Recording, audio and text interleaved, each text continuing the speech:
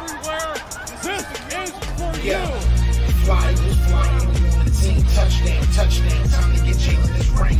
You don't really want to start a thing. This a bird game nation, baby. It's a Philly thing. Hater, and you looking like you type trash. I'm just here calling on Philly the podcast. And we can call a man dog or watch Miles score off the handoff. Rest of the division, your man saw Jackson like Sean, hunting like Randolph. Season head, early time to do them in. Your boy Philly Fresco. Thanks for tuning in.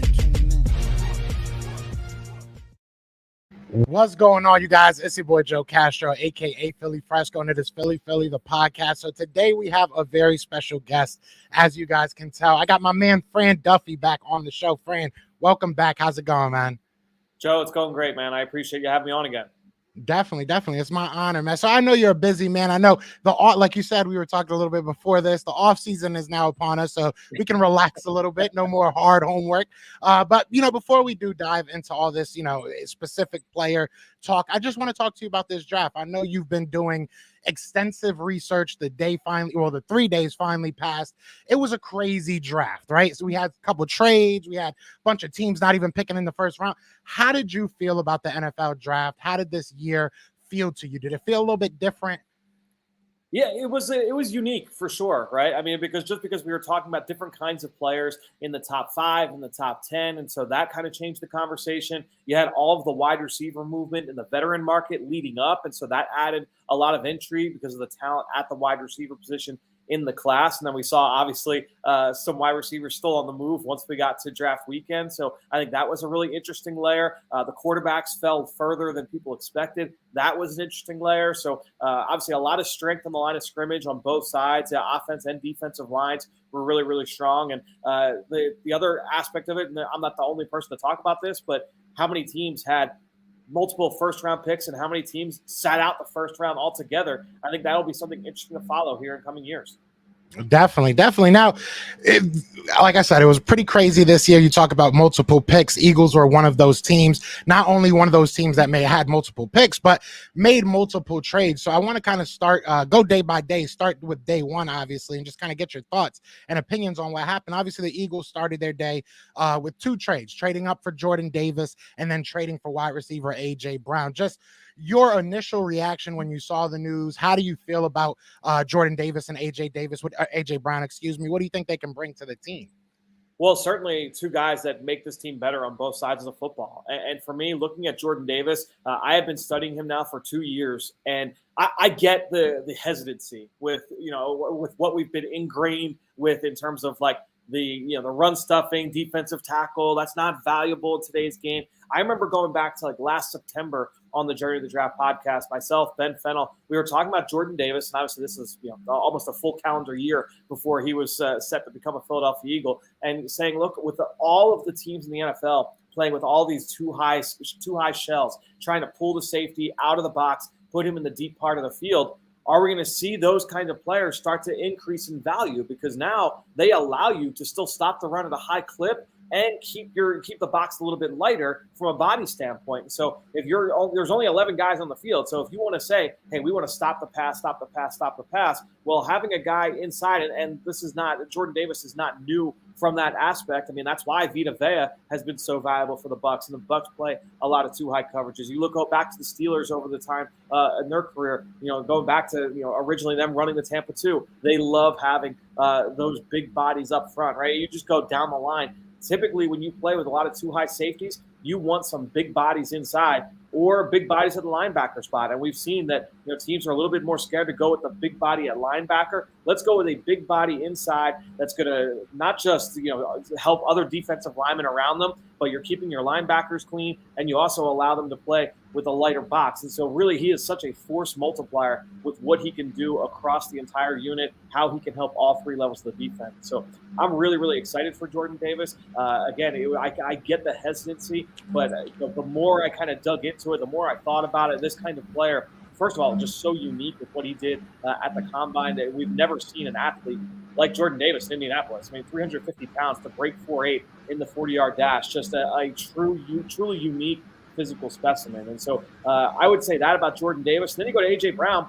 Look, I like a lot of the receivers in this draft. I really like Treylon Burks. I talked about Treylon Burks a ton on the podcast going back to last summer. You are hoping that one day Treylon Burks turns into A.J. Brown. You are hoping one day that Drake London turns into A.J. Brown. You are hoping those guys become a future perennial Pro Bowl player. He is 24 years old, Joe. So this is a guy that's still young. He's entering his prime. He's been extremely productive. He's a tough, physical, competitive player. He fits everything that the Eagles look for at that position.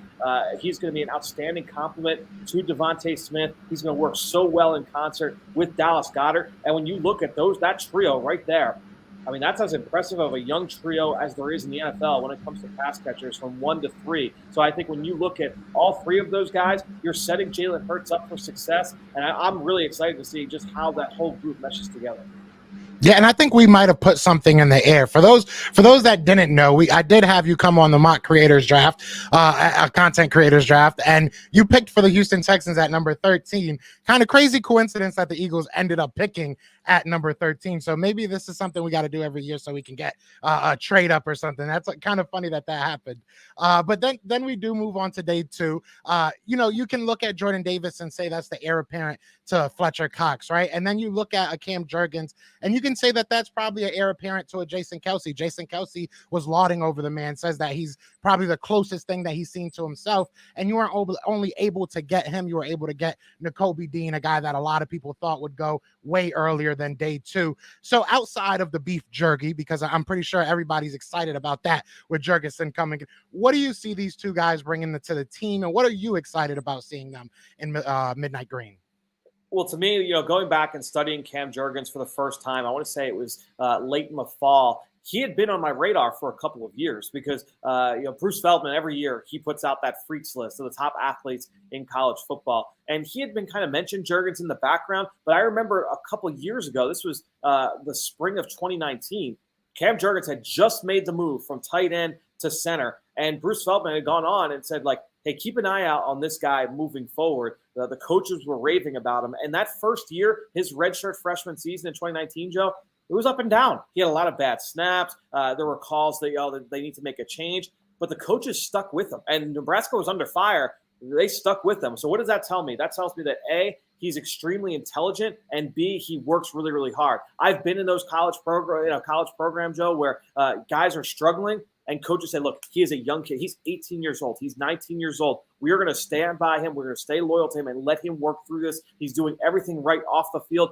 Let him correct. What happens? He course corrected, and he become one of the best centers in college football over the last couple of years. I mean, this guy is an absolute weapon on the move. He's outstanding in space. He can get out on perimeter screens. He can get out in the perimeter run game. He will battle with anybody that's lined up across from him. He only gave up 1 sack over the course of his entire career at Nebraska, according to PFF. So I think when you're looking at a guy with what he can be, his best football may still be ahead of him, and that ceiling is super, super high, and he's got all the intangibles. So when you talk about it from a football intelligence standpoint, from a competitive toughness standpoint, an athleticism standpoint, you just start checking off all of these boxes with Cam Jurgens, and that's what excites me most about him. I thought he was one of the best linemen in this draft, so for the Eagles to come away with him, I think that makes a lot of sense. And again, it just goes to their willingness and their loyalty to the line of scrimmage. And Howie Roseman said it last Friday night. He said, look, if all things are equal, we're going to go to the line of scrimmage, and because that's the belief. That is the core philosophy of this organization, that games are won and lost, seasons are won and lost along the line of scrimmage. And if you are not buttoned up there, then that can do you in down the road. And so that's why the Cam Jurgens selection makes so much sense to me. And then you get to Nakobe Dean. And this is a guy that, I said it on Eagles Draft Central last week, talking with NFL scouts throughout the process, and there were some detractors of Nakobe Dean from a prospect standpoint, or what can he be moving forward. There was no doubting the player that he was and what he meant to that Georgia defense. But any person you talk to just raves about it. And it's like such unique ways of describing him and the impact that he had on that locker room. I had one scout tell me, that room is a room full of alpha males, that Georgia defense. He was the alpha of the alpha males. He was the highest character guy in the entire Southeast region. He is the straw that stirs the drink, right, for that Georgia team. All the different descriptors, people laid that on Nakobe Dean, a guy that has been outstanding for the last 2 seasons, for arguably the best defense in the history of college football. When you look at what they did this past year on the way to a national championship, I think when you look at his play recognition skills, his ability to get through traffic and find his way to the football, he is always a step early in terms of trying to diagnose and get there. And he's just a really violent, competitive football player. He's an outstanding blitzer, so I'm interested to see how he's used in that realm moving forward. Defensively, I think there are some similarities in that scheme to what he'll be asked to do here in Philadelphia. So there's some apples-to-apples comparisons there, which also makes you feel better. He's got to feel good about still coming up into the NFL with Jordan Davis, taking some heat away from him up front, right, and helping to keep him clean. So I think there's a lot to like about Nakobe Dean. And anybody you talk to will say, that has the potential to be one of the biggest steals of this draft. Yeah, I think a lot of Eagles fans, including myself, are very excited that we were able to get him. I will say, prior to the draft, the only thing that kind of worried me about this whole Georgia defense is there's so much talent. It's kind of hard to read through the muck. Nakobe Dean was free a lot, but like you said, bringing Jordan Davis up here, hopefully he'll be free a lot again. So that'll be a beautiful thing to watch. I do want to kind of piggyback off the Cam Jurgensen statement you were making. There was a lot of people talking about, obviously, it's not a center position that we need to fill right now. Do you think he has the athleticism, the possibility to maybe move to the guard spot for this year? Or do you think this is something they're going to kind of just trench themselves in and wait till next year and let him get a fresh start at center next year? It's a good question, and that was a question about Landon Dickerson a year ago. They weren't necessarily counting on Landon Dickerson playing a ton of snaps a year ago. He was obviously coming off the injury. He had his own ACL surgery that he was rehabbing, and he ended up being a focal point of that offensive line, right? Why? Because there's always attrition. Every year along the line of scrimmage, those guys see more contact than anybody on the offensive defensive line. And we've seen time and time again, even a few years ago when the Eagles offensive line was absolutely decimated by injuries and they had the most games lost of any team in the NFL, you still saw they were still able to operate. It wasn't always great, but they were still able to operate even though they were on their 14th and 15th and 16th linemen of the season. For most teams, it would be an absolute clown show when you get to that point. The Eagles were still able to operate offensively. And I think, again, that just speaks to their willingness and their loyalty to committing resources to that position. And it's just funny too, Joe, because I've been covering the draft for a long time and doing the podcast for a long time, and you hear from fans, they'll say you could never reach. It's got to be best player available. You always go best player available. Don't reach. And then when a team takes the best player on their board, it's like, well, why would you do that? That's not a need. Exactly. You can't have it both ways, right? So I always laugh about that kind of stuff after the fact when it's like, man, fans aren't super excited about that. It's like, yeah, but if that's the best player on your board, you can't really argue that. Yeah, I will say I've seen it from a different point of view this year. Obviously, I don't have the time in that you have, but I tried to be that. This year was a year that I really said, I want to know A through Z. I want to know 1 through 7th round. I want to know these guys.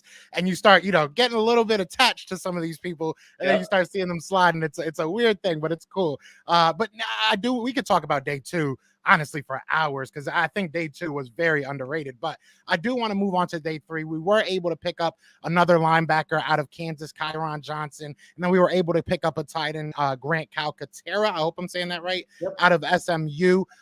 What are your thoughts on these guys? What do you think they need to do in order to make the team? So I think when you look at both of these guys, we'll start with Kyron Johnson. First off, when you get to day 3. You can kind of place guys into 2 buckets, right? There are players, because all of these guys fall to day 3 for a reason. There's a reason why they weren't round 1 picks, much less day 2 picks, right? So typically you can look at it, again, into 2 buckets. You have guys with elite traits that are missing something key to their game, or you have guys that you feel like, hey, this guy can play a role right now. And ideally, you'd like it to be a little bit of both. And I think that's what the Eagles have, is you have guys with a little bit of both to their background. I think we'll start with Kyron Johnson from Kansas. This is a guy that has played every single linebacker position over the course of his career. He was an inside linebacker early, then shifted out to be more of a rush Sam linebacker over the last couple of seasons, where he was extremely productive, one of the top pass rushers in the Big 12. He has got an electric first step. He goes to the Senior Bowl. I thought he had a good week down there. I was shocked that he did not get a combine invite. He was one of the guys that I looked at when that list came out. I was like, man, they didn't invite Kyron Johnson. That was a little bit surprising to me, because watching him, First of all, I expected him to test really, really well. He goes to his pro day after not going to Indianapolis, and he tested very, very well. One of the best, most impressive athletic specimens in a really ridiculous edge rush group. He was near the top. So I think when you look at the traits that he's got, yeah, he's a little bit undersized, but when you look at the speed and the first step, you could say, like, okay, I could see how the team, a team could really, really fall in love with this skill set. He's not this player, right? He's not this player. But it's very similar to Hassan Reddick. When Reddick was coming out of Temple, and he was a first-round pick. He was a top 20 pick. So different in terms of the draft value. But I think when you're looking at the overall skill set, what Kyron brings, the way he wins, is very similar to Hassan Reddick. And I think you can kind of see those guys play similar roles in this defense. Reddick coming in as an early day 3 choice. He'll have to come in and fight, and you want those guys to be able to play special teams. Well, thankfully for his sake, that's what he did at Kansas. He was a core 4 special teamer throughout the course of his career. You could see the athleticism, that speed show up time and time again. And it's funny, I remember a few years back having Chris Maragos, who was an outstanding special teamer for the Eagles, a few years back, coming on. And we just talked through, like, what does it take to be a good special teamer? And he was like, it's funny. People just assume, like, oh, like, he's a backup on defense or a backup on offense, that he's not really athletic and he's not a great tackler, but, man, he tries hard. So he could just play special teams. He's like, no, like, you have got to be athletic and you have got to be a good tackler, because if you miss tackles on special teams, that's going to the crib. That's going back the other way, right? So to me, like, you've got to be a good tackler and you've got to be athletic. You've got to be able to cover ground. That's a space game playing on special teams, covering kicks and blocking for kicks. So you've got to be a really good athlete. So Kyron Johnson has the willingness, he's got the experience, he's got the tools to be a dynamic special teams player out of the gate. And then he's got he can come in and be a rush down linebacker for us as well, off the edge, and kind of play that kind of role. Now, he's got to carve it out. He's got to compete here over the course of the summer and fight for that job, fight for that battle. But that's what you're betting on there with Kyron Johnson. Then you go to Grant Calcaterra, and he's a little bit different in terms of, like, the elite trait, because he didn't test like an elite athlete like Kyron Johnson did. But what you see with Calcaterra is the pedigree. This is a guy that showed up at Oklahoma when Mark Andrews left. And I remember watching him as a freshman, as a sophomore, where he was really, really productive. He was catching passes from Kyler Murray and Baker Mayfield, and he looked outstanding. And I was like, okay, well, this guy looks like he's going to be a future, top 3 round draft choice. I remember studying him and thinking, like, yeah, I could see he's very, very similar to Mark Andrews. Now, injuries caught up with him. Concussions caught up with him. He ended up having to step away from the game. He ended up retiring briefly. Then he goes to he said, the itch was too much to scratch. Tries to get back into the game with Auburn. Then they have a change in coaching staffs. Then he goes with another former Oklahoma Sooner to SMU. Wow. That was the quarterback, Tanner Mordecai. He left Oklahoma. He goes to SMU. So he's like, hey, let me get up with my former teammate, and ended up having a good season together this past season in 2021. So I think when you look at Grant Calcaterra, you see a guy that's in that Mark Andrews mold, kind of like that Chris Cooley, like undersized H-back, can get down the seam, can work in the slot, can work as a wing. He'll contribute as a blocker as well, but I think you're looking at him more as a pass-catching weapon. Again, very similar to what Mark Andrews was coming out of Oklahoma, and he was a 4th-round pick. He'd be in this category that we're discussing now. He was a day 3 selection, Mark Andrews, and he obviously has turned into one of the more productive tight ends in the league. So I think when you look at Calcaterra, that's the big thing, is what he had done early in his career. And there are a lot of people, Joe, that when they're looking at, especially from the analytics side, will say, like, what is a guy's breakout age? When did he first make an impact in college? Well, this guy did it at 18, 19, 20 years old. That means more than a guy that did it at 20, 21, 22, 23 years old, right? And so seeing that with Calcaterra, that's what gets you excited. It's like, hey, when this guy came in, he was still a young pup and was one of the most dominant, most productive tight ends in college football. See if you can rekindle that. That's a profile that you can easily find yourself attached to. Definitely. Yeah, it's going to be exciting. I like these guys that we got in this draft. Now overall, right? You look back at the draft. We walked in the building with about like 10 picks. I want to say we had 10 picks. We walk out with about 5 draftees and obviously A.J. Brown. How efficient do you feel the Philadelphia Eagles were in this draft? Do you think that they made the most of their picks this year?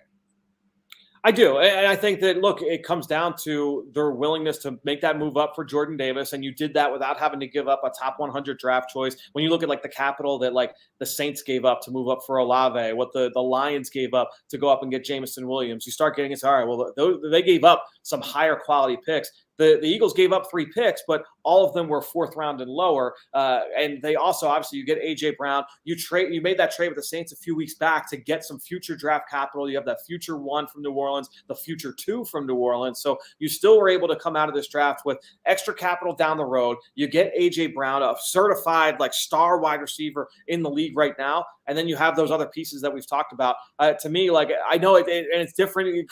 Obviously, for months leading up to this, I was like, man, the Eagles have 3 first-round picks. They've got 10, 11 draft choices. I'm going to have so much to talk about during the draft and on draft weekend for Eagles Draft Central. And it turned a little bit different than that, but it's not that it was for a lack of assets coming out of it, because you still get those picks down the road. You get A.J. Brown, obviously the 5 draft choices. So a lot to be excited about for sure.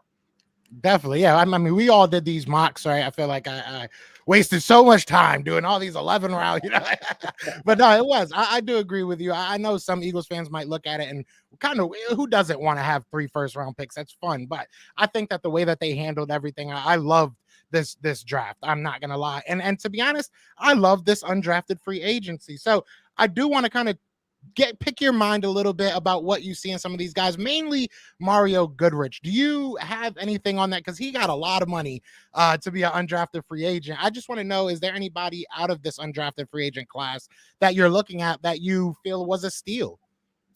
Yeah, and obviously none of these are confirmed as of this recording. So I'm not exactly sure who is definitely in and who is definitely out, because you're just kind of going off reports at this point. But I can talk about guys that I have seen. Mario Goodrich was at the Senior Bowl, and I did study him. Only I think a 2-year starter for Clemson. And to me, I looked at him as saying this was a well-rounded player. And the reason he falls out, he didn't have like that one like A trait physically where you're like, oh, like he's got great top end speed, or he's a great athlete, he's got great ball skills. But you ended up like checking the boxes with all of them. You're like, yeah, like, all right, this guy's pretty good here. He's pretty good here. He's pretty good there. He went to the Senior Bowl. He's pretty good down there. So to me, that's kind of how I look at Goodrich, as just a really well-rounded corner.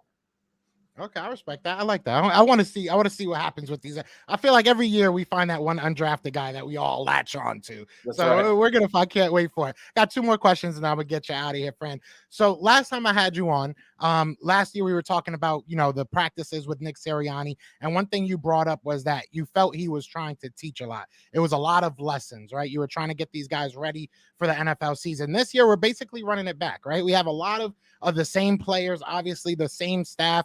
Do you think this year we're going to step it up a little bit, rev it up a little bit as far as play calling goes, practices? Do you think there's going to be a little bit extra, less teaching maybe, and more just hit the ground running and let's go? It'll be interesting. I think, and we'll get a chance. So we're recording this Friday morning. The rookie camp starts this afternoon in terms of guys being on the field. So I'm interested to see. My guess is that for those guys, you'll see still a decent amount of teaching for these guys that are new to the NFL. But will that change once we get into the deep part of mini camp, once we get into training camp? That'll be interesting. I do think that at his heart, and you see this often, guys that were position coaches for a long time, they love the teaching element of this game. It's one of the things that they love to do. And my experience being around Coach Sirianni is that's a big part of his personality. Is he loves like getting down and dirty with these guys and really harping on the fundamentals. That is one of his core philosophies. And so my guess is when it's wide receiver DB one-on-ones and a wide receiver runs a route, whether that is a young guy or whether it's a veteran like A.J. Brown, he's going to be pulling that guy to the side and giving him pointers. Hey, why did you do this? You could have done this. Yeah, my guess is that's not going to come away from Coach Sirianni. So that's something that I would expect here. I would expect Nick to continue that moving forward. But I do see what you're saying, though, to a point. This is a team now that's going to be in year 2 under this regime. There was not a lot of turnover at all with this coaching staff. So basically saying, all right, well, we're going to keep this rolling here. They made some key additions, but they're running back with a lot of the same key players. And so I think when you look at that, yeah, I would expect that the intensity, the urgency will be upped a little bit. We'll see if that ends up with extra reps, but that'll be something to watch. Definitely. And like we were saying earlier, this is the offseason not only for the players, but for you. You have worked your tail off up until and I just want to be on behalf of all Eagles fans, because honestly, I pride my chat on being very knowledgeable, and you are a main reason for that. So we all appreciate what you have been able to do for us throughout all these drafts, because you're always giving us so much knowledge. But before I do get you out of here, Fran, what can we look forward to from Fran, Duffy, and crew? What do you guys got going on next? Well, I appreciate it, Joe. I appreciate the kind word. And to me, like that's my favorite part about what I do is to help not necessarily explain the game or teach the game, but to make things that seem complicated more simple. And so I really appreciate you saying that. And for me, moving forward from now up until the run to training camp, the Eagle Eye in the Sky podcast, which I have not done much at all this offseason, that will be making its return. We'll kind of look at this draft class. We'll look at the offseason and really kind of dig into some of these new players and how they fit with the scheme. I'll try and talk with as many coaches as possible with that. The Journey of the Draft podcast is going to continue on. We're going to continue recapping this draft from all angles, all 32 teams. It's funny, Joe. I was thinking, you said like, oh, you get attached to some of these players. Look, I watched over 300 guys. The Eagles ended up with 5 in the draft. So there are a lot of players to continue talking about. Some of them ended up in the NFC East. Some of them ended up in the AFC South. So we're going to talk about all of these guys around all 32 teams. And then also just started getting into big picture discussions about scouting. And the way I look at it too is that that's a way – anytime I have those discussions, and sometimes it's not even about the draft. Sometimes it's, when I do like our coaches masterclass series, which I believe will also be coming back here this summer, where I sit down with Eagles coaches and we just talk about, the position that they work with and something specific. Jeff Stoutland talking about zone blocking rules, or Nick Rallis, the linebackers coach, talking about how to defeat blocks. You go down the list. To me, like, I take those conversations and I can always apply it back to the NFL draft process. And so for me, that is one thing we'll continue to do on both shows, is continue to just have those kind of discussions and just learn more about the game that we all love. Definitely. And Fran, again, I can't say this enough, man. I appreciate your time so much. I know my audience does as well. You've been a big help to the show, so I appreciate you, man. But we're going to get out of here. I appreciate everybody that's watching as well. Be sure to hit that like, hit that subscribe. If you're not watching, Fran Duffy, if you're not listening to Fran Duffy, I really don't know what you're doing, to be honest with you. I really don't. But you guys understand what it is, man. It is Fly Eagles Fly, and we are out here. Peace. B. Scott with the Philadelphia John Eagles. Dornboss here at the Philadelphia Eagles. Yeah, we're just the Philadelphia Eagles. Follow my guy Joe Castro on his YouTube/podcast channel. Let's give a shout out to the Philly podcast. And shout out Philly and my guy Joe Castro. So keep on doing great things, guys. Fly Eagles Fly. Fly Eagles Fly. Go Birds.